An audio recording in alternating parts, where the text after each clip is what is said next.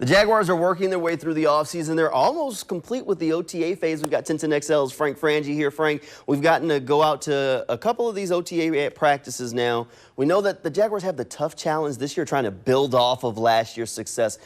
Do you get the sense that there's a quiet confidence about this group right now? Oh, I don't even think it's all that quiet. I think there's an absolute confidence about it. I don't think there's any question, Jamal. This is a team that knows they're pretty good. And I think when you watch this team, good teams have a bit of a swagger to them, and I think this team does. It's a confident swagger. It's not a cocky swagger.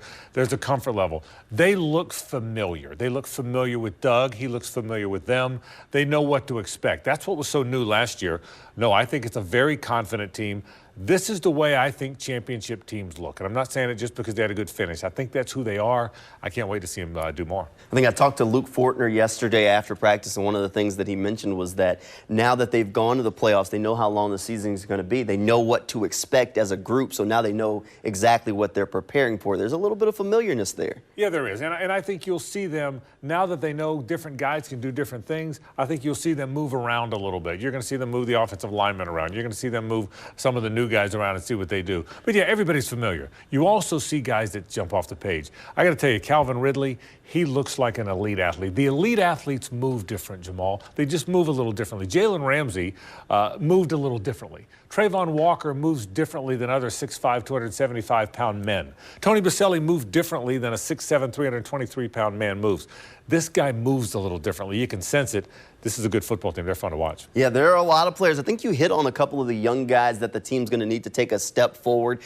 How do you feel about Trayvon Walker heading into his second year, maybe even Devin Lloyd, those two first-round picks from a year ago? I think there's two questions about those guys. Number one, will they be better this year because everything's familiar? You talked about familiarity a moment ago. I think, number one, will they be better because they're more familiar with the surroundings, with the league, with training, with the training table, everything they've got to do. The other thing is they've still got to find the best role for those guys. I'm still not completely sure Trayvon Walker is a stand-up outside linebacker. I'm still not completely sure Devin Lloyd is an inside linebacker. Would not be surprised if you see Trayvon with his hand on the ground more. That doesn't mean they're changing the scheme, but would not be surprised to see him with that hand on the ground more.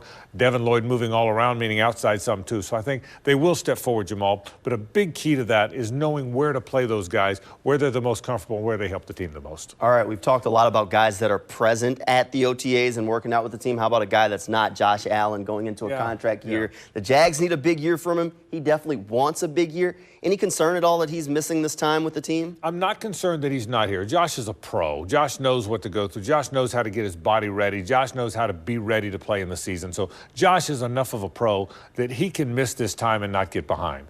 The concern is, will he step up and play like he did when he first got here? Will he be the guy that had 17 sacks as a college player and had 10+ as a rookie? That's the concern. He's going to try. He's a great guy. He's a hard worker. He's the most respected guy in that locker room.